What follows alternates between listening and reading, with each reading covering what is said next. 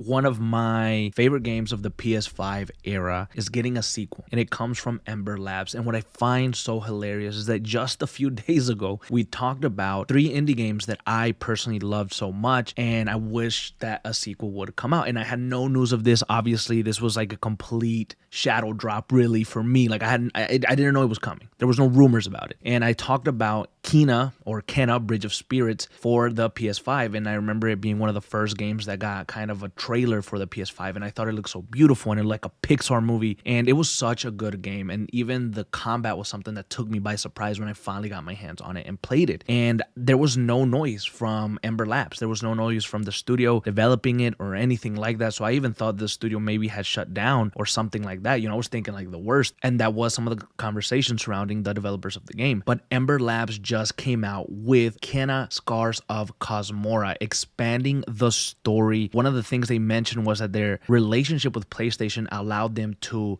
put so much more into this game, build it bigger, better, and try out a few different things that we didn't see in the first game. And I think that is so cool. They also talk about Kena being older and being now a renowned spirit guide instead of a novice, instead of someone that was just learning the trade in the first game. I think this is so cool because this kind of reminded me of, like, I don't know, God of War, almost like going the next step and expanding and growing everything so much from the very first game. Like, the very first game was good, but it did feel like maybe in some areas it was limited because they didn't put as much money into it, because they maybe ran out of budget. And there were some beautiful places, some beautiful looking puzzles, some beautiful looking areas in Kena Bridge of Spirits, and it felt also like you were kind of closed off. Like, there was more that you could see, but you couldn't see anymore. That was it. And I always felt that the game, as good as it was, as beautiful as it was, it just needed to expand a little bit more and allow you to explore more. And I never thought that we were actually going to get this, but we did. We got a whole little trailer, and even the developers talking a little bit about the game. Now, Josh Greer, the co-founder of Ember Labs, wrote here a blog for PlayStation Blog, and we're going to look at it together so we can look a little bit more into what the world of Kena and what this new adventure basically holds for her. So they said that after releasing Kena Bridge of Spirits, they took some time to figure out what they wanted to create next. They explored ideas that could capture the heart of what made Kena special, but also build everything around it and improve what they learned and improved on what they learned. When they began thinking about returning to the world of Kena, they were drawn to the idea of Kena as a more experienced spirit guide, someone who could use her skills to help the living and not just those who had basically passed on. So they say that in Kena Scars of Cosmora, Kena is older and now a renowned spirit guide. She is in hopes of finding answers to the affliction that she has endured all her life. Kena travels to the mysterious island of Cosmora, home to distinct cultures and regions. Cosmora is full of buried secrets from a tragic past. And on Cosmora, Kena is confronted by a powerful spirit that fractures her staff. Her staff is the thing that we use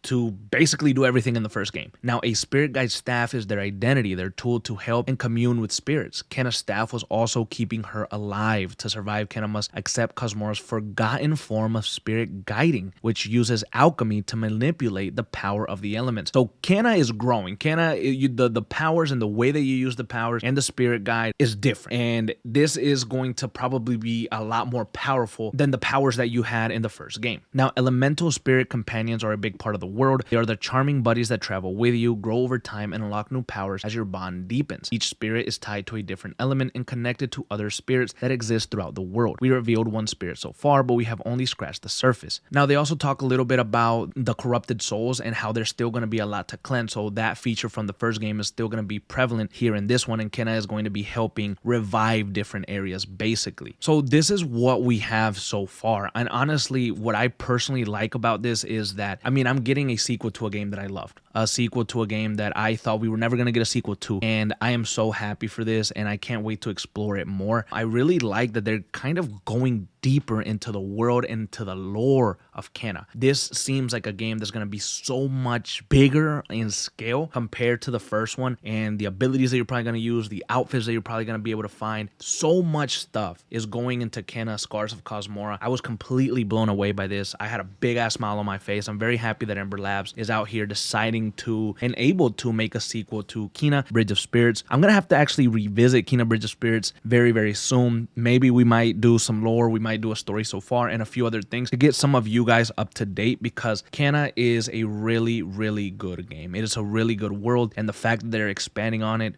is going to be awesome. They stated that the game is going to be emotional, is going to be a story-driven game, obviously, and I can't wait. I can't wait to see how much Ember Labs has grown and what kind of new things they decide to implement into their new Kenna game. The fact that Kenna is older, maybe in her teens or early 20s, is also really cool, and the fact that she has grown so much in popularity, in reputation, and in just being a better spirit guide is, we're basically getting handed a much more powerful Kina, and I'm very, very excited for that and looking forward to that. I will have a lot more information on this maybe tomorrow or in the coming days once I get to really look at this and review all the information that we got, and I'll bring out all the new details and things of that nature.